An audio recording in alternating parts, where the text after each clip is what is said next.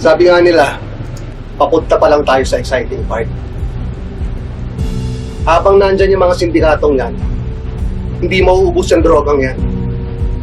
At maraming buhay na mga kabataan ang sisirain. Kaya kailangan puksain natin. Tapusin natin sila. Siguradong babalikan ka ng sindikato, Major. Delikado na buhay nitong si Major.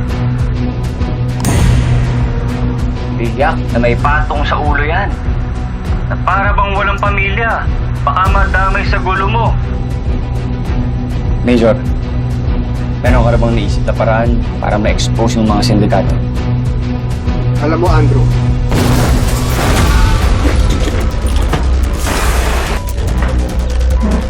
Ano nangyari? Yun! Ano nangyari? Bakit nawala? Nakatinglag natin.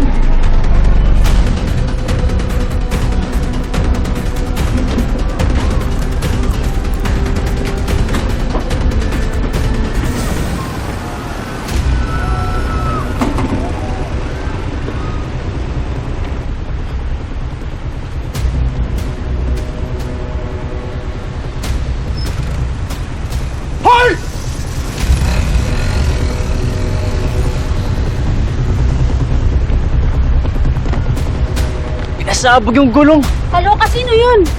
sino ba may alam tungkol dito sa interview na to? Marami, Major. Pilag namin tong interview mo para maraming mag-abang ng mga tao.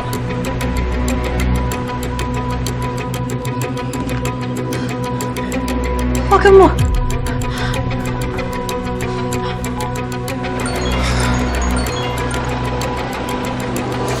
Hello, Joey.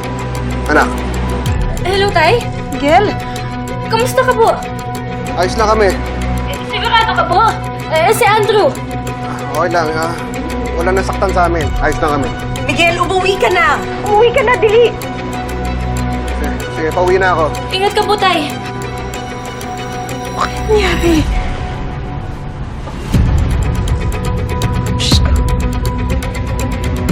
Sa tingin ko ako target nila. Target?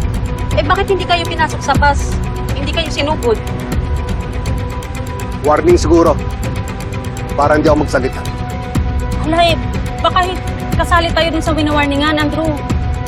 Nakailang beses na rin tayong mag-cover kay Major Delgado Baka mukha tayong allies. Ano naman yan? Anong gagawin natin, boss? Mahal ko pa buhay ko. Mag-iingat tayo. Pero hindi ibig sabihin na nasusuko tayo dahil lang tinako tayo. Ha? Hindi sila pwede magtagumpay. Lalong nananaig ang kasamaan kapag walang lumalaban. Kaya hindi tayo susuko.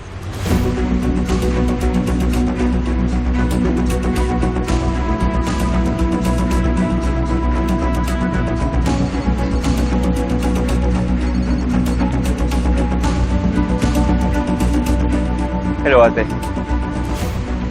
Yeah, we're good. I'm good. Wala naman nasaktan. Buti na lang. Okay.